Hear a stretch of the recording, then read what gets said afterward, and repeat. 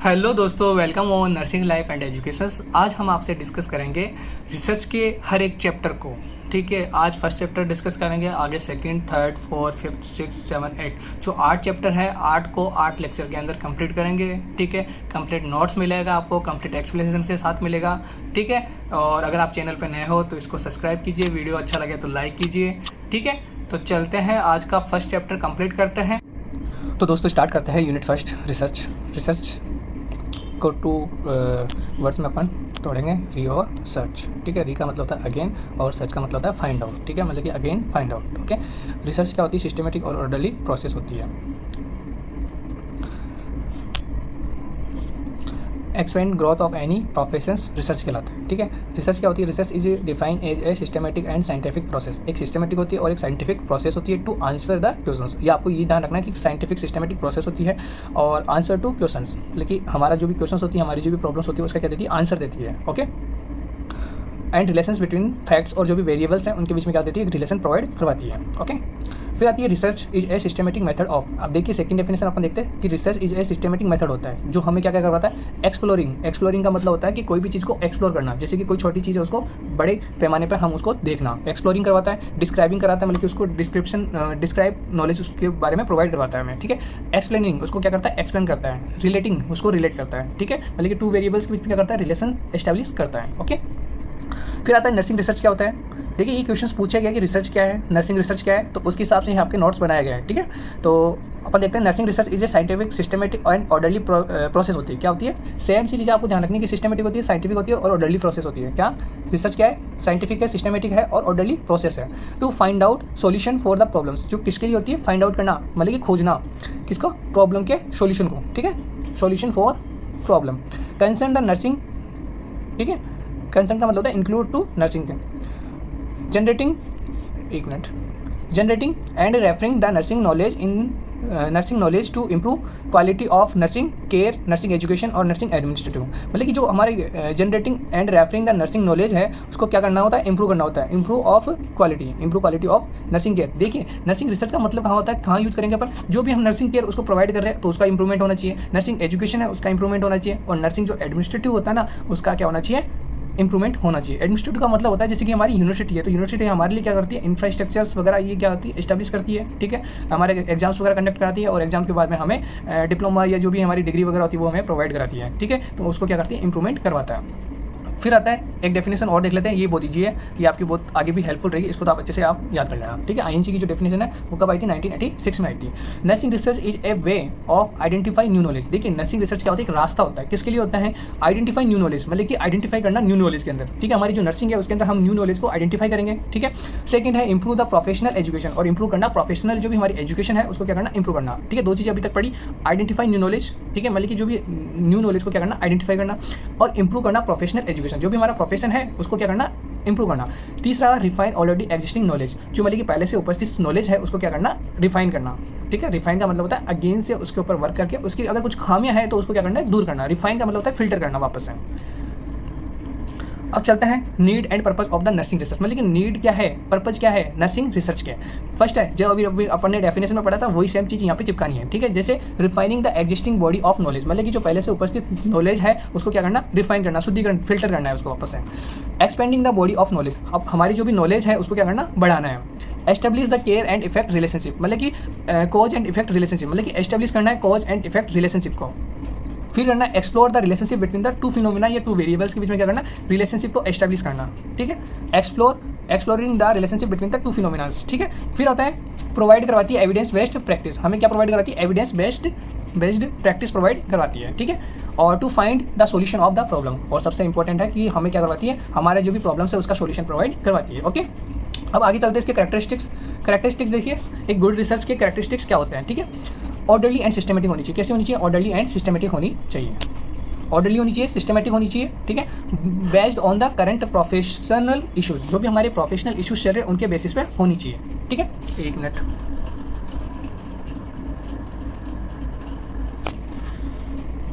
Based on the current professional issues हो गया। Use of the appropriate methodology, इसके अंदर क्या होता है कि जो भी रिसर्च की जाती है वो एप्रोप्रिएट मेथोडोलॉजी के साथ की जानी चाहिए।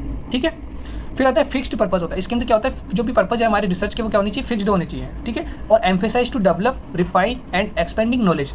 एम्फेसाइज का मतलब होता है बढ़ाना, टू डेवलप करना, और रिफाइन वापस से शुद्धिकरण करना, एंड एक्सपेंड नॉलेज, और नॉलेज को क्या होता है बढ़ाना, ठीक है। ये इसके क्या है, कैरेक्टरिस्टिक्स हैं, ठीक है। तो इसके क्या क्या कैरेक्टरिस्टिक्स है।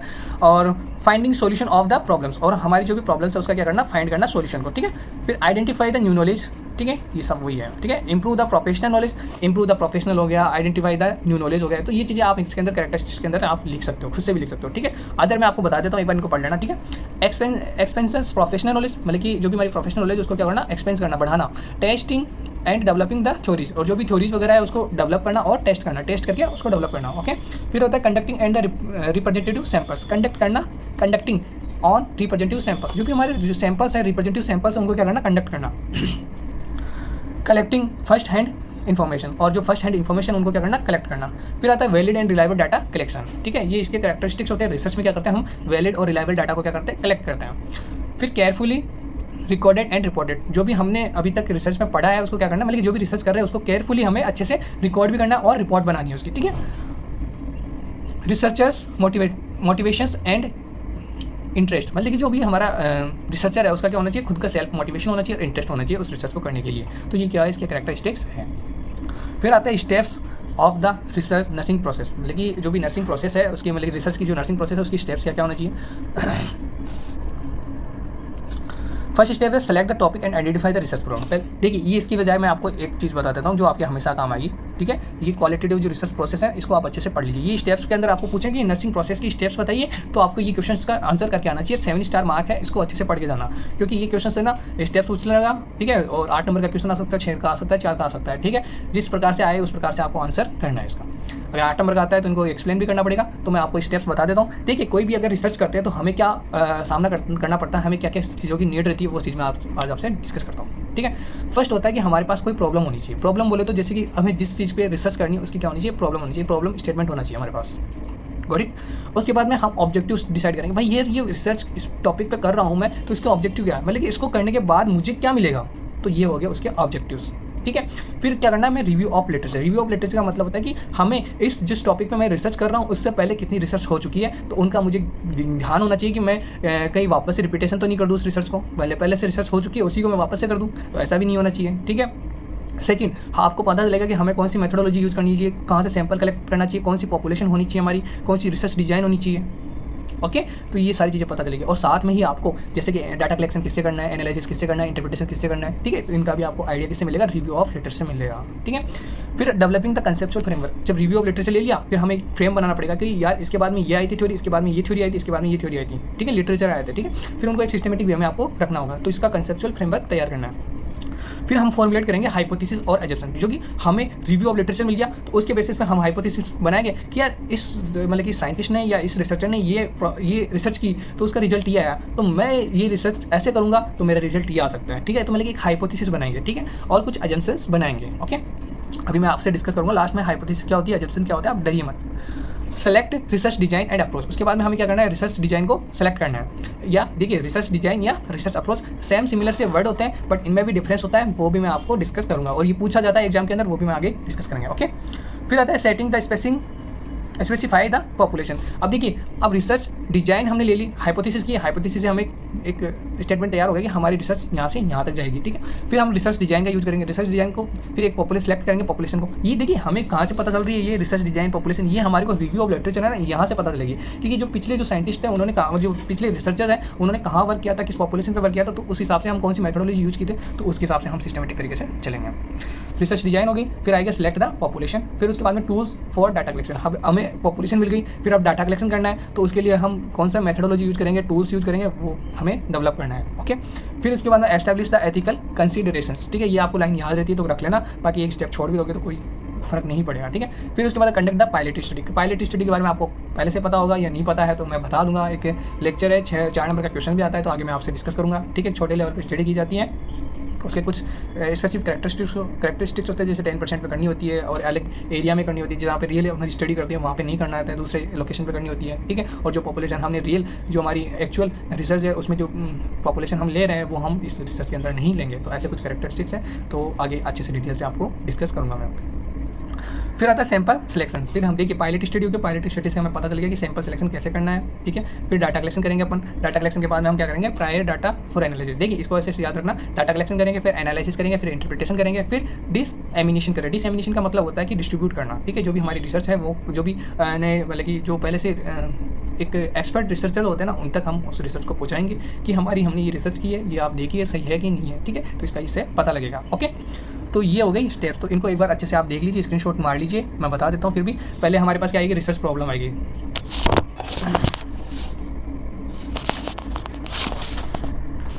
ठीक है, तो इन स्टेप्स को याद करने के लिए मैं एक सीधा सा बताता हूँ, खुद को एक रिसर्चर मानिए, ठीक है। मैं एक रिसर्चर हूँ, ठीक है। क्या हूँ, मैं एक रिसर्चर हूँ। तो मुझे रिसर्च करनी है, तो मेरे पास क्या होनी चाहिए, पहले प्रॉब्लम्स होनी चाहिए कि मैं किस टॉपिक पे रिसर्च करूँ, ठीक है। तो पहले प्रॉब्लम आइडेंटिफिकेशन करना अपन को, ठीक है। प्रॉब्लम के बाद में हमें ऑब्जेक्टिव्स डिसाइड करने की, हमारे क्या क्या ऑब्जेक्टिव्स होने चाहिए कि हमें रिसर्च करने से क्या फायदा मिलेगा, हमें किस किस एरिया में वर्क करना है, ठीक है। ऑब्जेक्टिव डिसाइड करना। तीसरा होता है कि रिव्यू ऑफ लिटरेचर लेना है। क्या करना है, रिव्यू ऑफ लिटरेचर लेना है। रिव्यू ऑफ लिटरेचर के बाद हमारा 4 स्टेप रहेगा कि जो भी हमने रिव्यू ऑफ लिटरेचर लिया है उसका एक अच्छे से फ्रेमवर्क तैयार करेंगे, कंसेप्चुअल फ्रेमवर्क तैयार करेंगे, ठीक है। कंसेप्चुअल फ्रेमवर्क तैयार करने के बाद हमारा रहेगा हाइपोथेसिस बनाना, अजम्पशन बनाना, ठीक है। हाइपोथेसिस बनने के बाद हम क्या करेंगे, रिसर्च डिजाइन बनाएंगे, ठीक है। रिसर्च डिजाइन के बाद क्या आएगा, रिसर्च डिजाइन के बाद आएगा आपका रिसर्च के लिए जो भी हमें पॉपुलेशन की नीड रहेगी ना, वो आएगी, मतलब कि किस पॉपुलेशन पे हमें वर्क करना है। इतना सब पता चलने के बाद में हम डिसाइड करेंगे कि हम टूल्स कौन से चाहिए हमें डाटा कलेक्शन के लिए, टूल्स डिसाइड करेंगे डाटा कलेक्शन के लिए। इतना होने के बाद हम क्या करेंगे, फिर पायलट स्टडी करेंगे। पायलट स्टडी के बाद में हम सैंपल सेलेक्ट करेंगे। सैंपल के बाद में होता है सैंपल सेलेक्ट करेंगे, फिर डाटा कलेक्शन करेंगे, फिर एनालिसिस करेंगे, फिर इंटरप्रिटेशन करेंगे। इंटरप्रिटेशन के बाद में हम डिसएमिनेशन करेंगे। तो इस स्टेप्स 1-2 बार आप पढ़ोगे तो अच्छे से याद हो जाएगी, ठीक है। जिन पे मैंने गोले मार्क किया, जिन पर मैंने गोले मार किया ना, तो बस उन वर्ड्स को ध्यान रखना। ये क्या, इससे जो भी रिसर्च की जो प्रोसेस है, इसके कीवर्ड्स है, तो उनको आप अच्छे से ध्यान में रखना। ओके, फिर आती है हाइपोथेसिस। क्या होती है, जैसा कि मैंने आपको बोला था, मैं आपको डिस्कस करूंगा हाइपोथेसिस, अजम्पशन वगैरह, ठीक है। तो देखिए हाइपोथेसिस क्या होती है। हाइपोथेसिस का मतलब होता है कि एक स्टेटमेंट होता है। क्या होता है, स्टेटमेंट होता है जो 2 वेरिएबल्स के बीच में क्या करता है, कंपेयर करवाता है हमें, कि पहले से ही प्रिडिक्शन करवा लेता है। हाइपोथेसिस का मतलब होता है प्रिडिक्शन करना कि लंग्स कैंसर किसकी वजह से होगा, हम स्मोकिंग के। अगर मैं स्मोकिंग करूँगा तो मेरे क्या हो सकता है, लंग्स डैमेज हो सकते हैं। तो ये क्या है, हाइपोथेसिस है, ठीक है। तो hypothesis are the define as the formal statement of the tentative, ठीक है। मतलब कि एक फॉर्मल स्टेटमेंट होता है, सीधी सी सिंपल सी भाषा में याद रखिए, जो एक्सपेक्टेड प्रेडिक्शन करता है कि जो भी हमारी रिसर्च है वो किस डायरेक्शन में जा सकती है, उसका प्रेडिक्शन करता है, ठीक है। Explanation of the relationship between the 2 और मोर variables in the specific population. जो भी हमारी स्पेसिफाइड जो पॉपुलेशन है उसके अंदर हम जो भी 2 वेरिएबल्स है उनके बीच में क्या करती है, रिलेशनशिप स्टैब्लिश करना है। हाइपोथेसिस ड्राइव फ्रॉम, देखिए हाइपोथेसिस हम कहाँ से प्राप्त करते हैं। हाइपोथेसिस हम प्राप्त करते हैं हमारी जो भी प्रॉब्लम स्टेटमेंट है, रिसर्च प्रॉब्लम वहाँ से, लिटरेचर ऑफ रिव्यू से, और एक होता है कंसेप्चुअल जो फ्रेमवर्क तैयार किया था, वहाँ से हम क्या करते हैं, हाइपोथेसिस बनाते हैं, ठीक है। तो आप ये पूरा चैप्टर पढ़ोगे तो आपको सिस्टमेटिक तरीके से हो जाएगा सारी चीज़ें। फिर आ जाता है hypothesis, make the following contribution in the research study. मतलब कि हाइपोथेसिस का कॉन्ट्रीब्यूशन क्या है, हमारी जो रिसर्च है उसके अंदर क्या कॉन्ट्रीब्यूशन होता है, क्या रोल प्ले करता है हाइपोथेसिस। तो इंपॉर्टेंस है ये इसकी। तो जो it clearly define the research problem and the research objective, ये क्लियरली डिफाइन कर देता है कि रिसर्च प्रॉब्लम क्या है, रिसर्च, ठीक है, रिसर्च का ऑब्जेक्टिव क्या है, क्या क्या चीज़ क्लियर डिफाइन करेगी, रिसर्च प्रॉब्लम क्या है और रिसर्च ऑब्जेक्टिव क्या है, ठीक है। तो जो मैंने आपको ये अभी स्टेप्स बताई थी ना भाई, इनको रट लेना। अगर आपको रिसर्च समझ नहीं है ना, सच में रियल में रिसर्च समझ नहीं है ना, तो ये पूरा स्टेप समझ लेना, क्योंकि इसी के आगे पीछे घूमता रहेगी तुम्हारी रिसर्च पूरी, ठीक है। तो clearly define the research problem and research objective. Clearly define करना आपको रिसर्च प्रॉब्लम क्या है और रिसर्च ऑब्जेक्टिव क्या है। फिर आता है डिस्क्राइब, ये किसको डिस्क्राइब करेगी, एक्सप्लेन करती है, प्रिडिक्ट द एक्सपेक्टेड रिजल्ट। जो भी हमारे एक्सपेक्टेड रिजल्ट है रिसर्च को लेके, उनको क्या कर देती है, डिस्क्राइब कर देती है पहले से ही। आउटकम्स ऑफ द रिसर्च, ठीक है, मतलब कि क्या प्रोवाइड करती है, आउटकम्स प्रोवाइड करती है रिसर्च के। सेम चीज़ें हैं, बार बार रिपीट कर रहा है इन चीज़ों को, और कुछ नहीं है, बस आपको ये ऐसे ही लिख के आना है। फिर it indicate the types of the research design, मतलब कि ये इंडिकेट करता है टाइप्स ऑफ रिसर्च डिजाइन, मतलब कि हमें किस प्रकार की रिसर्च डिजाइन का यूज़ करना चाहिए। तो ये भी किसको आइडेंटिफाई करवाता है, मतलब कि इंडिकेट करवाता है, बताता है। It identify the population of the research study that it is to be the investigated और द एग्जामिन, मतलब कि हमें किस पॉपुलेशन पे स्टडी करनी है वो भी ये चीज़ हमें बता देता है, ठीक है। फिर होता है it help in the data collection, data analysis और इंटरप्रिटेशन। ये 3 वर्ड है ना, ये बहुत ऐसे लाइन से याद रखना, डाटा कलेक्शन, डाटा एनालिसिस और डाटा इंटरप्रिटेशन, ठीक है। तो इनमें भी ये हेल्प करता है हमारी। तो ये हो गई हाइपोथेसिस। अब इसके टाइप्स देख लेते हैं हम, टाइप्स ऑफ हाइपोथेसिस, ठीक है। 3 प्रकार की हाइपोथेसिस होती है, एक होती है रिसर्च हाइपोथेसिस होती है, एक होती है नल हाइपोथेसिस होती है, टेस्टेबल हाइपोथेसिस। टेस्टेबल हाइपोथेसिस का मतलब होता है जिसको हम टेस्ट कर सकते हैं, predict relationship between the independent और डिपेंडेंट वेरिएबल्स के बीच में, मतलब हम प्रिडिक्ट करेंगे पहले तो रिसर्चेबल और प्रिडिक्ट करेंगे रिलेशनशिप बिटवीन द इंडिपेंडेंट और डिपेंडेंट जो वेरिएबल्स हैं उनके बीच में क्या करेंगे, रिलेशनशिप प्रिडिक्ट करेंगे। फिर उसको क्या करेंगे, these variables are the testable and measurable. जो भी हमने वेरिएबल्स के बीच में रिलेशनशिप स्टैब्लिश किया उसको हम टेस्टेबल कर सकते हैं, मेजरेबल कर सकते हैं। ओके, इतना ध्यान रखना है आपको। फिर आता है नल हाइपोथेसिस। नल हाइपोथेसिस का मतलब होता है, नल हाइपोथेसिस मतलब कि टू वेरिएबल्स के बीच में कोई रिलेशनशिप नहीं है, ठीक है। जैसे आइसक्रीम खाने से बैक पेन होता है, तो इसका कोई रिलेशनशिप है, कोई रिलेशनशिप नहीं है। अगर मैं ऐसा बोलूँ कि आइसक्रीम खाने से थॉट पेन होता है, तो हाँ इसका रिलेशन हो सकता है, लेकिन मैं बोलूँ कि आइसक्रीम खाने से बैक पेन होता है, लेकिन ये कैसे पॉसिबल हो सकता है, ठीक है, नॉट पॉसिबल, ठीक है। तो ये क्या होगी, null hypothesis. Null hypothesis states that this is no relationship between the dependent और इंडिपेंडेंट वेरिएबल्स बीच में। ओके, इतना आपको समझ में आ गया। तो इसके टाइप्स देख लेते हैं। टाइप्स भी आपको है ना याद कर लो, सिंपल होता है, कॉम्प्लेक्स होता है और कैजुअल होता है और एसोसिएटिव होता है, ठीक है। सिंपल, कॉम्प्लेक्स और कैजुअल, ठीक है, मतलब कॉज की वजह से होता है ना कॉजुअल, तो फिर एसोसिएटिव हो गया। फिर आता है आपका रिसर्च हाइपोथेसिस, ठीक है। 3 प्रकार की रिसर्च हाइपोथेसिस होती है, एक तो रिसर्च हाइपोथेसिस, एक नल हाइपोथेसिस और एक होती है टेस्टेबल हाइपोथेसिस। टेस्टेबल हाइपोथेसिस को जिसको हम टेस्ट कर सकते हैं। रिसर्च हाइपोथेसिस के टाइप्स याद रखना, एसोसिएटिव, कैजुअल, कोजुअल, ठीक है, कोज के कारण कैजुअल में है ना। एसोसिएटिव हो गया, कैजुअल हो गया और हो गया नॉन डायरेक्शनल हो गया, नॉन डायरेक्शनल हो गया, डायरेक्शनल हो गया, कॉम्प्लेक्स और सिंपल। देखिए कैसे कैसे याद किया, जो भी नल हाइपोथेसिस के टाइप्स याद किए थे उसके अलावा 2 और ऐड करना है अपन। क्या याद करना है, सिंपल, कॉम्प्लेक्स, कैजुअल और एसोसिएटिव तो है ही, इसके साथ ही हमें डायरेक्टिव और नॉन डायरेक्शनल भी ऐड करना है, ठीक है। तो ये 6 हो गया, ये 4 हो गया, एसोसिएटिव, कैजुअल, नॉन डायरेक्शनल और डायरेक्शनल, कॉम्प्लेक्स और सिंपल होता है, ठीक है। फिर आता है डिलिमिटेशन। डिलिमिटेशन क्या होती है, बाउंड्रीज सेट करना। मतलब कि देखिए हम मैं रिसर्च कर रहा हूँ, ठीक है, अब मुझे पता है कि पॉपुलेशन बहुत बड़ी है, ठीक है। अब मैं पूरी पॉपुलेशन पे तो अपनी स्टडी कर नहीं सकता, तो पूरी पॉपुलेशन पे नहीं कर सकता, तो मैं एक छोटा क्राइटेरिया डिसाइड कर लूँगा। जैसे राजस्थान के अंदर मुझे स्टडी करनी है, ठीक है, और डायबिटीज मिलाइटिस वाले पेशेंट की ऊपर स्टडी करनी है, ठीक है, मैं कर लूँगा। लेकिन मैं यार सोचूंगा राजस्थान में पूरे में करना है, लेकिन इतनी बड़ा राजस्थान है, ठीक है, तो मैं सारे पे तो कर नहीं सकता। तो मैं एक काम कर सकता हूँ कि एक पर्टिकुलर वर्क को इंडिकेट करूँगा, ठीक है। फॉर एग्जांपल जैसे मैंने BSc nursing student 3rd year के स्टूडेंट्स लिए, भाई उनका नॉलेज असेसमेंट करना है कि इनमें डायबिटीज मिलाइटिस, तो मैंने क्या किया, पूरे राजस्थान को तो ले लिया, बट उसके अंदर एक लिमिटेशन रख दी कि मैं बीएससी नर्सिंग के 3rd ईयर के स्टूडेंट्स लूँगा, तो कितनी जनता कम हो गई, ठीक है। और उसके अंदर भी मैंने ये एक चीज़ और ऐड कर दी कि गवर्नमेंट कॉलेज के जो भी स्टूडेंट्स हैं ना उन्हीं को लूँगा, या फिर प्राइवेट कॉलेज के जो स्टूडेंट्स हैं उनको लूँगा, तो फिर आधे बच्चे और कम हो गए, ठीक है। तो डिलिमिटेशन का मतलब होता है कि जो भी हमारी स्टडी है वो अच्छे से हो जाए, ठीक है, हम जो रिसर्च करना चाह रहे हैं वो अच्छे से परफॉर्म हो जाए, तो उसके लिए हम क्या कुछ बाउंड्रीज डिसाइड करते हैं। तो डिलिमिटेशन का मतलब होता है बाउंड्रीज डिसाइड करना। Boundary set by the researchers before the starting the study, मतलब कि स्टडी को स्टार्ट करने से पहले ही कुछ बाउंड्रीज डिसाइड करना। फिर आती है definition. Delimitation are the boundaries that are the set by the researcher in the order to control the range of the study, मतलब कि रेंज को कंट्रोल करने के लिए ये बाउंड्रीज तैयार की जाती है, ऐसे मान रखना। They are the create the before any investigations are the carried out in order to reduce the amount of the time effort spent in the certain unnecessary, मतलब कि एक तो मेरे पास टाइम कम है, ठीक है, और मैं इतना पैसा नहीं है मेरे पास कि मैं पैसा सारी पॉपुलेशन पे लगा सकूँ, तो मुझे स्टडी भी करनी है, ठीक है, बट एक छोटे से वर्क पे कर लूँगा जिसपे सारा पीपल्स आ जाए, ठीक है, तो इसलिए बाउंड्रीज लगाना जरूरी होता है, ओके। फिर इसके यूज़ देख लेते हैं। Make the research study more feasible. Feasible का मतलब होता है कि अपने अकॉर्डिंग होनी चाहिए, ठीक है, ऐसे नहीं कि समझ में खुद को नहीं आ रहा दूसरों को समझा रहे हैं या रिसर्च कर रहे हैं, तो वो वैसा नहीं होना चाहिए, ठीक है, प्रैक्टिकेबल होनी चाहिए। Define the boundaries of the selected, मतलब कि इसमें क्या होता है, डिफाइन की जाती है boundaries of the selected study parameters such as geographical location, मतलब कि जियोग्राफिकल लोकेशन जैसे कि मैंने आपको डिसाइड किया था, मतलब कि पूरे भारत के अंदर मुझे ओनली फॉर राजस्थान के अंदर करना है, ठीक है, लोकेशन मैंने डिसाइड कर ली जियोग्राफिकल, ठीक है। एज डिसाइड कर लिया, मैं एज मैं करूँगा कि 20 से 25 के जो एज ग्रुप है उसके ही बच्चों को मैं लूँगा। फिर होता है जेंडर, मैं ओनली फॉर मेल पे वर्क करूँगा या फीमेल पे वर्क करूँगा, ठीक है। फिर पॉपुलेशन ट्रेड्स, ठीक है, पॉपुलेशन ट्रेड्स का मतलब बीएससी नर्सिंग स्टूडेंट्स हो गया। पॉपुलेशन साइज मतलब कि लिमिटेड साइज होनी चाहिए, तो मैं डिसाइड कर लूँगा कि गवर्नमेंट के लेना है कि ये प्राइवेट के लेना है। सैम्पल साइज, ठीक है, स्टडी इंस्ट्रूमेंट्स, तो सब कुछ इसके अंदर आप बाउंड्रीज तैयार करोगे, जिससे आपका क्या होता है, जो भी रिसर्च है वो क्या होती है, अच्छे से परफॉर्म हो जाती है और रिजल्ट अच्छे से ईजिली कम दिनों में, कम टाइम में और कम मनी के अंदर प्राप्त हो जाते हैं, ओके। फिर आता है एजम्पशन। एजम्पशन का मतलब होता है कि एक सिद्धांत होते हैं जो पहले से चले आ रहे हैं, ठीक है, उन्हीं को फॉलो किया जा रहा है। जैसे भगवान एग्जिस्ट करते हैं, ठीक है, बट किसी ने देखा तो नहीं, बट है, विश्वास है हमारा, ठीक है, तो वो एग्जिस्ट करते हैं।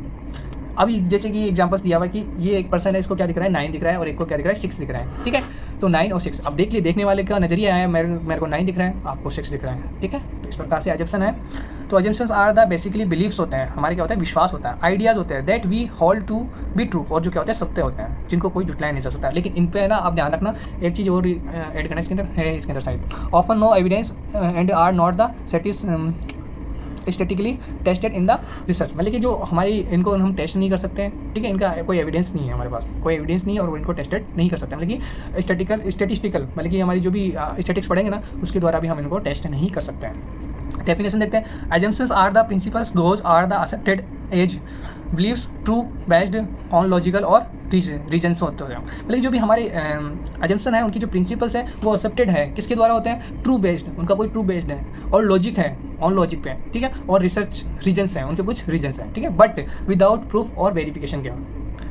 जैसे एग्जाम्पल्स हैं, those who believes in the God will get good marks in the their exam. मतलब कि क्या है, ये है कि जो लोग बिलीव रखते हैं भगवान के अंदर, उनके अच्छे मार्क्स आते हैं। ये हमारे एग्जाम के लिए बिलीव्स होता है, ठीक है। हम भगवान में विश्वास रखेंगे तो हमारे अच्छे मार्क्स आएंगे, तो ये हमारा क्या है? बिलीव है। ये एक प्रकार का एजम्पशन है, ठीक है। वो पर्सन्स ट्रस्ट इन गॉड, जो लोग भगवान में ट्रस्ट करते हैं वो लेस इल, मतलब कि कम बीमार होते हैं। वो persons not the trust in the God, जो भगवान में ट्रस्ट नहीं रखते हैं, वो क्या होते हैं? मोर सिक होते हैं, मोर ज़्यादा बीमार होते हैं, ठीक है।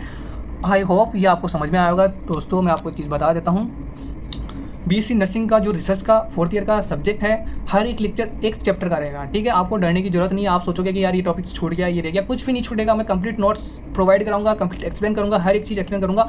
7 दिन के 7 लेक्चर रहेंगे, 8 लेक्चर रहेंगे, ठीक है, क्योंकि चैप्टर अपने 8 हैं। तो 8 चैप्टर्स को 8 दिन के अंदर हम कंप्लीट कर देंगे, ठीक है। डेली का एक चैप्टर देखिए, 1 घंटे, आधे घंटे, 45 मिनट का लेक्चर रहेगा, उसको आप कंप्लीट देखिए, ठीक है। वीडियो आपको अच्छा लगा हो तो लाइक कीजिए, और चैनल पे आप नए हो तो सब्सक्राइब कीजिए, ठीक है। बोला नहीं जा रहा, सब्सक्राइब, ठीक है, सब्सक्राइब कीजिए चैनल को, ठीक है, अगर आपको अच्छा लगा हो तो वीडियो। ओके, बाय, मिलते हैं चैप्टर 2 के साथ।